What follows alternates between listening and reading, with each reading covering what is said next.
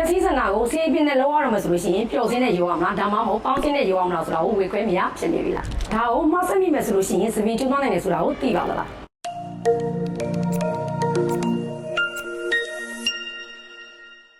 Hello everyone ဘဝကိုအယောင်နေတဲ့ခြေတလို့သိစံကြီးတာကိုလည်းတက်ဝင်လာပါစီနဲ့ချော်စုလိုက်ပါ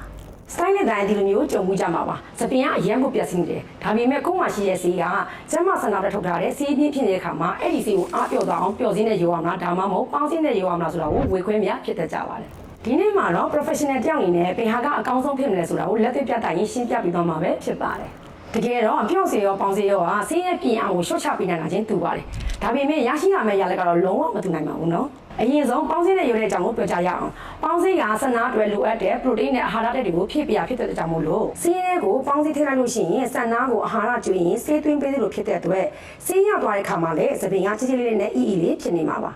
ဒါပေမဲ့တတိထားမှာကပေါင်းစည်းဟာဆေးရအာနီတင်ကိုအများကြီးဖြတ်မချနိုင်ပါဘူးနော်ဒါကြောင့်မို့လို့သပင်ကပျက်စီးစားဖြစ်နေတဲ့ပုံမှန်ပျက်စီးဆန္ဒအခြေအနေမှာဆိုလို့ရှိရင်တော့ပေါင်းစည်းတဲ့ရောတာကတော့အမှန်ကန်ဆုံးပါပဲ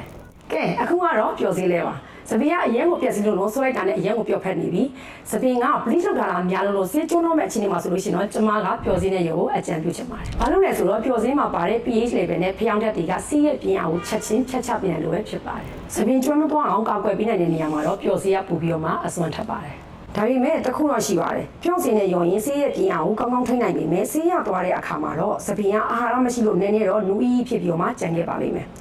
ပေါင်းစင်းနဲ့ရောရင်တော့သပင်ကပိုပြီးခိုက်ခိုက်မာမာနဲ့ချစ်ချစ်လေးလေးရှိနေမှာပါဒီတော့အနည်းချုပ်ပြောမှဆိုလို့ရှိရင်တော့သပင်ကအရန်ကိုပျက်စီးနေလို့ဆေးကျိုးမှကြောက်တယ်ဆိုလို့ရှိရင်တော့ပျော်စင်းနဲ့ရောပါဒါပေမဲ့ပုံမှန်ပျက်စီးခြင်းတွေမှာဆိုလို့ရှိရင်တော့ဆန်နာကိုချစ်ချစ်လေးလေးနဲ့အီအီလေးလိုချင်တယ်ဆိုလို့ရှိရင်တော့ပေါင်းစင်းနဲ့ရောပါ professional တယောက်အနေနဲ့ကတော့အရန်ပျက်စီးနေတဲ့သပင်ဆိုလို့ရှိရင်တော့ပျော့စင်းနဲ့ပဲရောပြီးတော့မှဆေးရသွားတဲ့အခါမှာတော့ protein treatment နဲ့ပြန်ဖြည့်ပေးတာကတော့အကောင်းဆုံးနည်းလမ်းပဲဖြစ်ပါတယ်ဒီဗီဒီယိုလေးကမိတ်ဆွေတို့တဲ့အကျိုးရှိမယ်လို့မျှော်လင့်ပါတယ်နောက်ထပ်သပင်နဲ့ပတ်သက်တဲ့လိုဝက်ချက်တွေသိချင်တယ်ဆိုလို့ရှိရင်တော့ page ကို like and follow လုပ်ဖို့မမေ့နဲ့နော် Your hair your signature ကျမကတော့ချော်စုလိုက်ပါ See you in the next video